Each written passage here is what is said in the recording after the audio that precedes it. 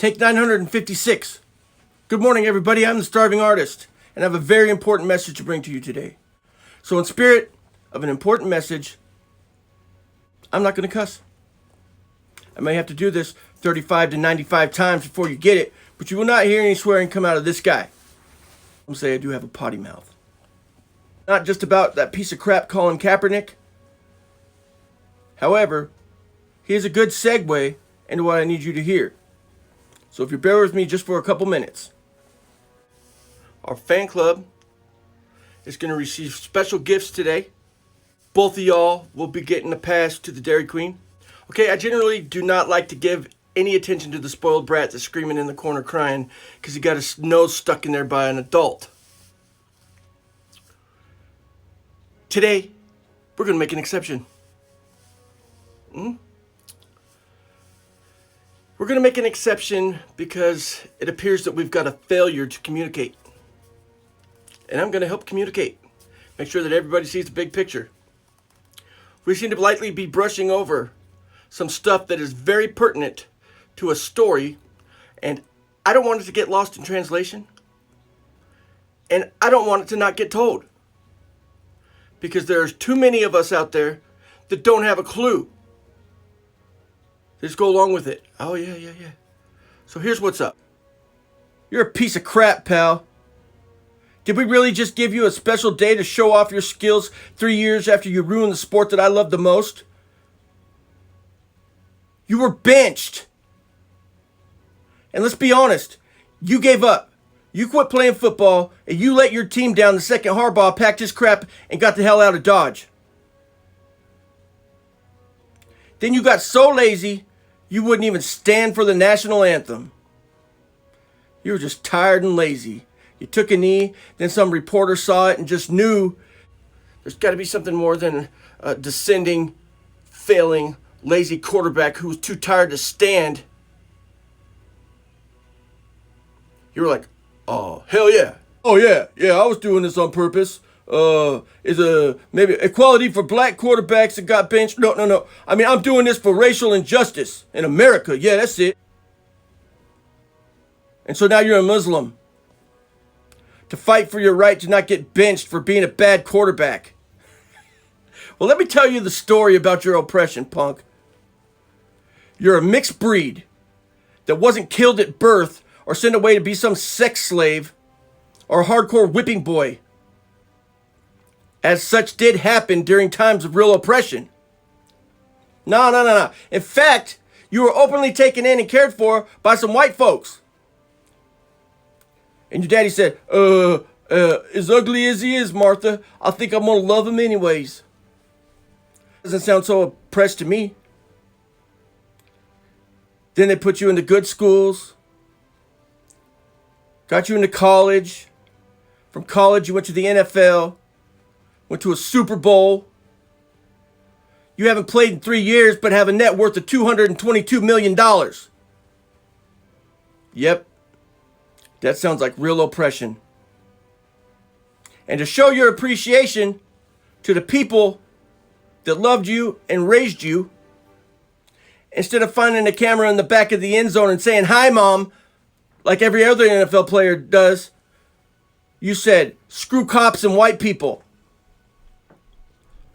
The man that says you can't judge a race of people by the actions of one, in turn, is doing the same thing. Make sense? Nah. You want to wage war against the cops over one's actions.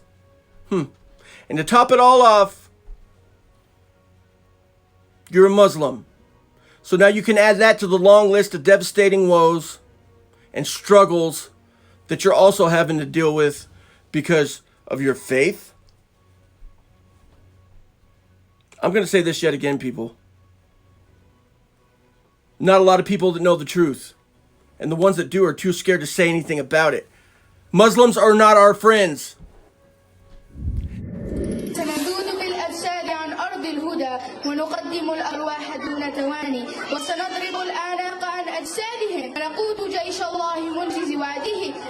This isn't a freedom of religion candidate. Please read their book from front to back. I have. The Holy Quran. Don't take my word for it. I'm not asking you to believe me. But here are the facts. Muhammad was a pedophile. He consummated over 20 marriages before the bride was the age of 7. And for his favorite wife, he waited until she was 9. What a gracious... This whole controversy with the Prophet Muhammad and people depicting the Prophet in cartoons, how does the whole thing make you feel? That really pisses me off, you know what I mean? Because they know it's a butt. You said, and I quote, Trump wants to make America great again. I say, America has never been great for people of color. Let's make it great for the first time. Get out, dude. Just get out. You're not welcome here. Mr. Victim Boy. You don't know crap about oppression. You don't know crap about inequality, racial injustice. When was the last time you were rolling down the street in your 2020 Escalade, down the mean streets of Calabasas, thinking about all the oppressed people that you were going to help that day, when you got pulled over by the police for nothing, and they drug you out of your car, and they beat the crap out of you, calling you all kinds of racial names and all that type of stuff? When has that ever happened to you, Colin? The facts are this, stupid. If you were driving down the road, any road, and you get pulled over, and you have a driver's license, a registration, proof of insurance, and a decent attitude, and your car doesn't smell like Humboldt County or a meth lab, 99% of the time, you will be on your way as quick as you were stopped. Plain and simple. Do you even know what Sharia law is, Colin? We're about to go on patrol with them as they go around town and make sure people are abiding by Islamic law. If they see couples that are just sitting together, they'll talk to them, make sure that they are a married couple. So everybody's getting on their motorcycles and running away. What happens when you wear pants and you're a woman? Their goal in life is to destroy the infidel. That means you and me. Their plan of action is to go out into new countries, plant a mosque, create confusion and disruption, implement Sharia law, and finally make it a Muslim nation by any means necessary. So for all the people saying, I'm not a radical, oh, you got a few in every bunch that make your religion look bad. No, you are. Because if you say that you're of the Muslim faith, that means that you embrace the teachings of your scripture. And your scripture teaches you to destroy us, me and every other non-Muslim. So why am I going to be okay with this? Why am I going to say freedom of religion? So come here, we want you to destroy us and take over our country. Your object is to kill me or to assist in killing me.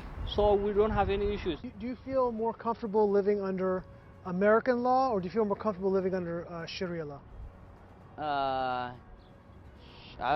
Sharia law. I'm a Muslim. I prefer Sharia law. Sharia law, yes. You prefer Sharia law over American law? Of course, yes.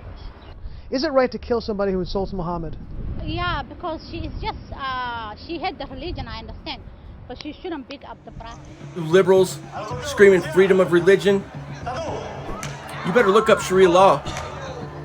Because the whole LGBT community will be wiped out if they ever get power. Think about that. The punishment for homosexuality under Sharia law is death. Die. Kill you. And if they can't really prove it, but they just think it, they'll cut off your nose in public after they're done whipping you. But even the executioners of Sharia Again, law have mixed feelings. Don't take my word for it. Look it up. Educate yourselves, people. Enforcer, do you see this job as Muslim is not okay. And neither are you, Colin. I'm the starving artist. That's what I think.